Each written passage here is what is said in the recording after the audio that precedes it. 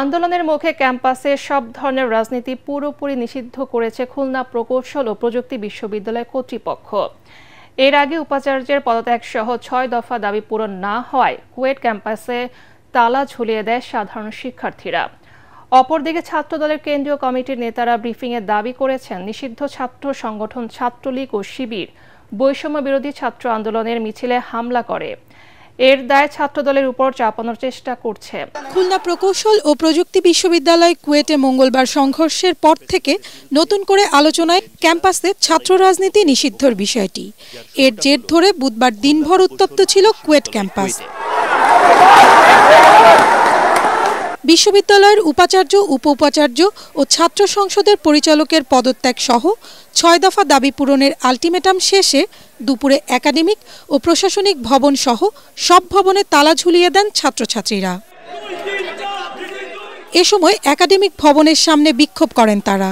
নতুন ভিসি নিয়োগ না হওয়া পর্যন্ত ক্লাসে না ফেরার ঘোষণা দিয়েছেন শিক্ষার্থীরা। আমরা হল ছেড়ে যাচ্ছি না এই শর্তে, কারণ আমরা চাই কালকে ভিসি স্যার নিয়োগ হয়ে যায়, আমরা পরের দিন থেকে ক্লাস করব।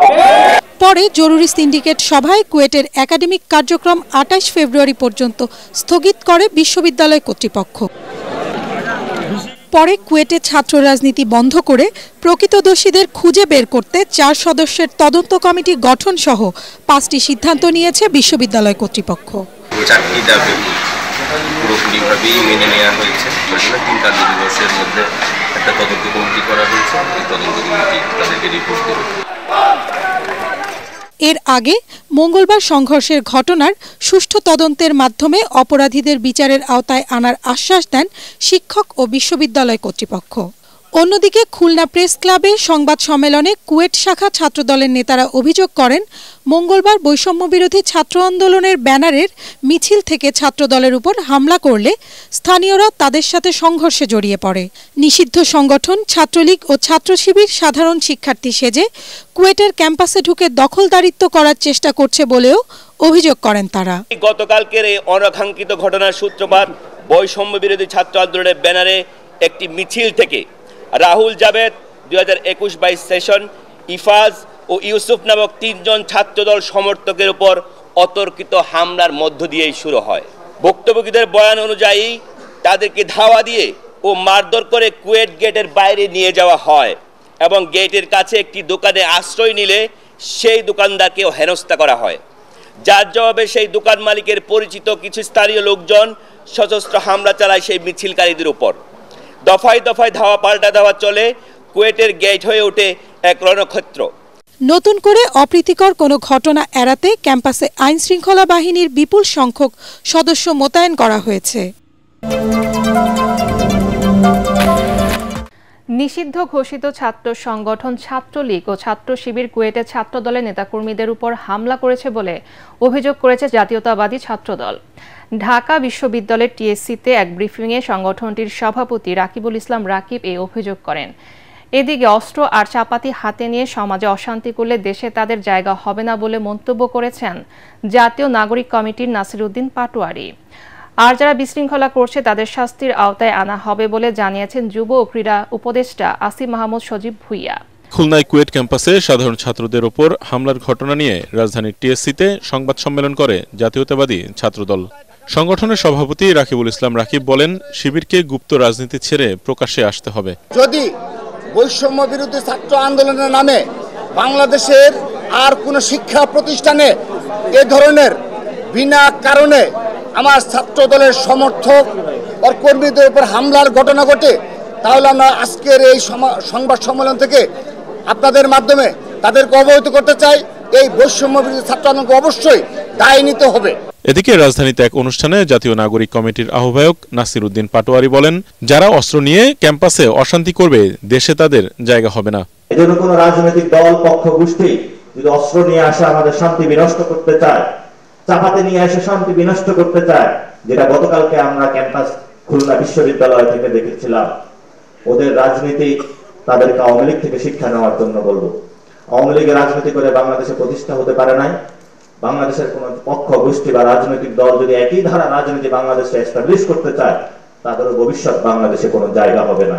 এ সময় দেশকে স্থিতিশীল রাখতে সবাইকে ঐক্যবদ্ধ থাকার আহ্বান জানান উপদেষ্টা মাহফুজ আলম।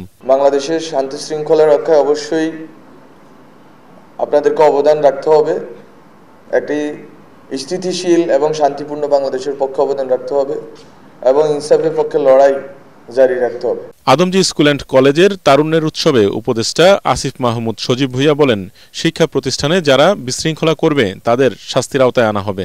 ফ্যাসিবাদের সময় যে ইভিল প্র্যাকটিসগুলো ছিল, ক্যাম্পাসে ছাত্রদের উপর নিপীড়ন, নির্যাতন, গেস্টরুম, গণরুমের মতো যেই বিষয়গুলো ছিল, ছাত্র রাজনীতির যেই নেতিবাচক দিকগুলো ছিল, সেগুলো আর কখনোই ফিরে না আসুক এবং সেটা ফিরে না আসার জন্য সকল ছাত্র সংগঠন থেকে শুরু করে রাজনৈতিক সংগঠন সকলের প্রতি আমার আহ্বান থাকবে। এ সময় আওয়ামী লীগকে নিষিদ্ধ নয়, নির্মূল করতে আইনি পদক্ষেপ নেওয়া হবে বলেও জানান উপদেষ্টা আসিফ মাহমুদ। কোটি মানুষের আস্থার ভালোবাসায় 11 বারের মতো দেশের 1 নম্বর রেফ্রিজারেটর ব্র্যান্ড ওয়ালটন। অন্তর্বর্তী সরকারের কিছু কর্মকাণ্ডের কারণে নির্বাচন আয়োজন নিয়ে জনমনে সন্দেহ তৈরি হয়েছে বলে মন্তব্য করেছেন বিএনপি মহাসচিব মির্জা ফখরুল ইসলাম আলমগীর। রাজধানীতে এক অনুষ্ঠানে তিনি হুঁশিয়ার করে বলেন, আবারও কেউ 1-11 চাইলে তা সফল হবে না। স্থানীয় সরকার উপদেষ্টার মন্তব্যের সমালোচনা করে তিনি বলেন, তারা নিজেদের স্বার্থে ফ্যাসিস্টদের জায়গা করে দিতে চায়। রাজধানীর কৃষিবিদ ইনস্টিটিউট মিলনায়তনে মহানগর ছাত্র দলের নতুন সদস্য সংগ্রহ ও সদস্য নবায়ন কর্মসূচির উদ্বোধন করেন বিএনপি মহাসচিব মির্জা ফখরুল ইসলাম আলমগীর। গণ অভ্যুত্থান পরবর্তী বাংলাদেশে নতুন ধারার রাজনীতি শীর্ষক আলোচনা সভায় দলের শীর্ষ নেতারা বলেন, বল প্রয়োজন নয়, জ্ঞান ভিত্তিক গঠনমূলক রাজনীতি করতে হবে। বলেন, বিএনপির সুনাম নষ্টের চক্রান্ত চলছে, অনুপ্রবেশকারীদের বিষয়ে সতর্ক থাকতে হবে।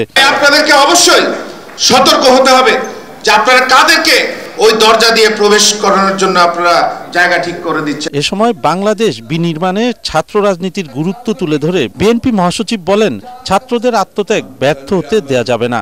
মির্জা ফখরুল বলেন, স্বৈরাচারের পতনের পর মানুষের প্রত্যাশা অনুযায়ী নির্বাচন দিতে বিএনপি অন্তর্বর্তী সরকারকে সহযোগিতা করবে, কিন্তু নানা কারণে তাদের আন্তরিকতা নিয়ে সংশয় তৈরি হয়েছে। দল তৈরি করবেন, স্বাগত জানাবো, তার অর্থ এই নয় যে আপনারা সরকারে বসে সরকারের সমস্ত সুযোগ সুবিধা নিয়ে আপনারা আপনাদের দল গঠন করবেন, সেটা কখনোই মেনে নেওয়া হবে না। আমি আবারও বলতে চাই অন্তর্বর্তীকালীন সরকারকে, সরকার প্রধানকে, যে আপনি অবিলম্বে এই বিষয়গুলো ব্যবস্থা নিন, তাহলে জনগণের যে আস্থা আপনাদের উপরে আছে সে আস্থাও আপনাদের উপরে আর থাকবে না। অন্তর্বর্তী সরকারের নিরপেক্ষতা নিয়ে প্রশ্ন তুলে মির্জা ফখরুল বলেন, তারা সরকারে থেকে দল গোছাতে অপকৌশলের আশ্রয় নিচ্ছে। স্থানীয় সরকার উপদেষ্টার কথায় প্রমাণিত হয়েছে তারা ফ্যাসিস্টদের পুনর্বাসন করতে চায়। স্থানীয় সরকার উপদেষ্টা যিনি আছেন তিনি বলেছেন, ফ্যাসিস্টদের লোকেরা যদি কেউ মাপ চেয়ে নির্বাচনে অংশ নিতে চায় তাহলে তারা অংশ নিতে পারবে। এর থেকে এটাই প্রমাণিত হয়েছে যে তারা এখন তাদের নিজেদের স্বার্থে ওই ফ্যাসিস্টদেরকেও তারা জায়গা দিতে চায়। তার মানে কি আমরা এটা মনে করব যে তারা সরকারে থেকে তাদের দল গোছানোর জন্য তারা বিভিন্ন রকম কৌশল নিচ্ছেন? সেই কৌশল নিলে তো আমরা তা হতে দেব না। গণতন্ত্রকে বিসর্জন দিয়ে 1-11 চিন্তা করলে পরিণতি ভালো হবে না বলেও হুঁশিয়ার করেন বিএনপি মহাসচিব। নাইকো দুর্নীতি মামলায় বিএনপি চেয়ারপারসন বেগম খালেদা জিয়া সহ 8 আসামির সবাইকে খালাস দিয়েছেন আদালত। সকালে ঢাকার বিশেষ জজ আদালত 4-এর বিচারক রুবিউল আলম এই রায় ঘোষণা করেন। চিকিৎসার জন্য দেশের বাইরে থাকায় এই মামলায় খালেদা জিয়ার পক্ষে হাজিরা দেন অ্যাডভোকেট আমিনুল ইসলাম। আদালত তার পর্যবেক্ষণে বলেন, রাজনৈতিক প্রতিহিংসার কারণে আসামিদের বিরুদ্ধে এই মামলা করা হয়েছিল। দীর্ঘ 16 বছরের আইনি লড়াইয়ের পর নাইকো দুর্নীতি মামলা থেকে অবশেষে খালাস পেলেন বিএনপি চেয়ারপারসন বেগম খালেদা জিয়া। একই সাথে অন্য 7 আসামিকেও খালাস দেওয়া হয়েছে। সাবেক আইনমন্ত্রী মওদুদ আহমেদ সহ 3 আসামি মারা যাওয়ায় আগেই তাদের মামলা থেকে অব্যাহতি দেওয়া হয়। আসামিদের বিরুদ্ধে রাষ্ট্রের প্রায় 13,777 কোটি টাকা আর্থিক ক্ষতির অভিযোগ এনে 2007 সালে রাজধানীর তেজগাঁও থানায় 11 জনের বিরুদ্ধে নাইকো দুর্নীতি মামলা করে দুদক। গত বছরের মার্চে খালেদা জিয়া সহ 8 আসামির অব্যাহতির আবেদন নাকচ করে অভিযোগ গঠন করে বিচারিক আদালত। মামলায় রয়্যাল কানাডিয়ান পুলিশের 2 সদস্য সহ মোট 39 জনের সাক্ষ্য গ্রহণ করা হয়, কিন্তু আসামিদের বিরুদ্ধে অভিযোগ প্রমাণিত না হয় তাদের খালাস দেওয়া হয়েছে। রয়্যাল কানাডিয়ান মাউন্টেড পুলিশ 2 জন সদস্য এসেছিল, তারা কিন্তু বেগম জিয়ার বিরুদ্ধে কোনো অভিযোগ করেন নাই, বরঞ্চ ওই 2 জন সাক্ষী বরঞ্চ শেখ হাসিনার বিরুদ্ধেই কথা বলে গেছে। এবং এই মামলার যিনি বাদী ছিলেন মাহবুবুল ইসলাম, তিনিও তার জবানবন্দির মধ্যে শেখ হাসিনার বিরুদ্ধেই সাক্ষ্য দিয়েছেন। সর্বশেষ এই মামলার যিনি তদন্তকারী কর্মকর্তা সাইদুর রহমান, তিনিও যে সাক্ষ্য দিয়েছেন সেই সাক্ষীর মধ্যে পরিষ্কার করে বলছে যে বেগম খালেদা জিয়া কোনো সারসংক্ষেপ অনুমোদন দেন নাই। আদালত তার পর্যবেক্ষণে বলেছে রাজনৈতিক উদ্দেশ্যেই এই মামলা করা হয়েছিল। বেগম খালেদা জিয়ার বিরুদ্ধে এই 39 জন সাক্ষীর একজনেও বেগম খালেদা জিয়ার বিরুদ্ধে কোনো সাক্ষ্য দেন নাই, একজনেও দেন নাই। এবং এই মামলার মধ্যে গত 16 বছর বেগম খালেদা জিয়াকে অপমান অপদস্থ করবার জন্য, শুধুমাত্র রাজনৈতিকভাবে তাকে মাইনাস করবার জন্য এই মিথ্যা মামলাটা দিয়েছিল।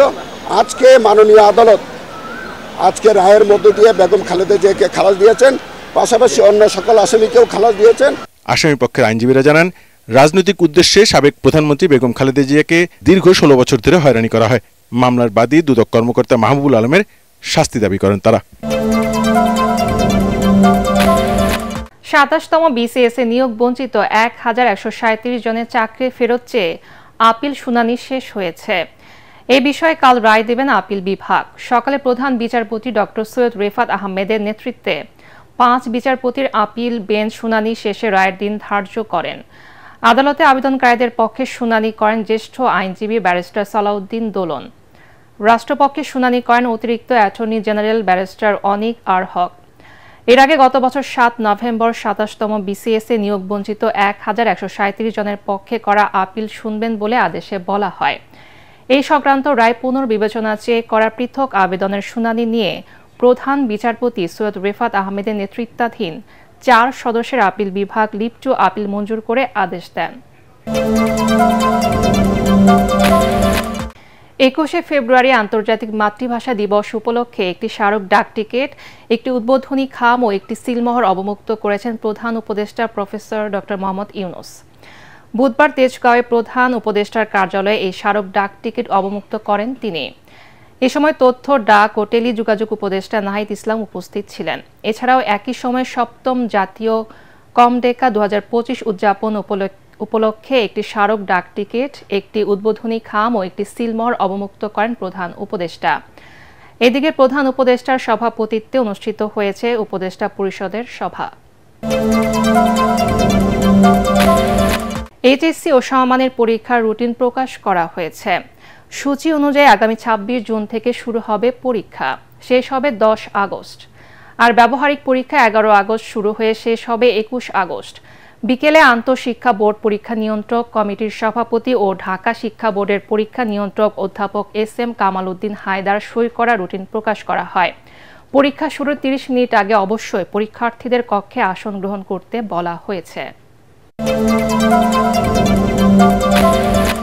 এখন থেকে কোনো প্রতিষ্ঠান লাভের একটা অংশ শ্রমিক কল্যাণ ফাউন্ডেশনে জমা না দিলে তাদের সরকারি কোনো টেন্ডারে অংশ নিতে দেয়া হবে না বলে জানিয়েছেন শ্রম উপদেষ্টা অবসরপ্রাপ্ত brigadier general M Sakhawat Hossain. তিনি বলেন, দেশে প্রায় 8000 প্রতিষ্ঠান লাভজনক ব্যবসা করলেও শ্রমিক ফাউন্ডেশনে জমা দেয় মাত্র 500টি, যা হতাশাজনক। এদিন বাংলাদেশ সাবমেরিন ক্যাবলসের পক্ষ থেকে 1,06,00,000 টাকা জমা দেয়া হয়। শ্রম সচিব জানান, শ্রমিক কল্যাণ ফাউন্ডেশনে 1100 কোটি টাকা আছে, যা শ্রমিকদের কল্যাণে ব্যয় করা হয়। আগে স্বজনপ্রীতি হলো, এখন অনলাইনে স্বচ্ছভাবে বিতরণ করা হবে। বাংলাদেশে বিশাল বিশাল কনস্ট্রাকশন কোম্পানি আছে, যারা 1000 কোটি টাকার কাজ করেছে এবং করে যাচ্ছে। তারা কেন নাই, তারা কেন তাদের প্রফিট থেকে কন্ট্রিবিউট করে না, এটা আমার কাছে একটু প্রথমে একটা খটকা লাগলো। তারপরে আমরা ডিসিশন নিলাম যে এদেরকেও এর আওতায় আনতে হবে। ইনারা যদি ল্যান্ডলিস্টেড না হন, বিশেষ করে বড় কোম্পানি, সরকারি কোনো টেন্ডারে তারা পার্টিসিপেট করতে পারবেন না। এটা এটা এটা যদি সরকার সিদ্ধান্ত নেয় তাহলে তাই হবে। দীর্ঘদিন আটকে থাকা ইতালি গমনিচ্ছুক বাংলাদেশি কর্মীদের ভিসা আবেদনের বিষয়ে দ্রুত সিদ্ধান্ত নেয়ার আশ্বাস দিয়েছেন দেশটির সফররত পররাষ্ট্র ও আন্তর্জাতিক সহযোগিতা উপমন্ত্রী মারিয়া ত্রিপোদি।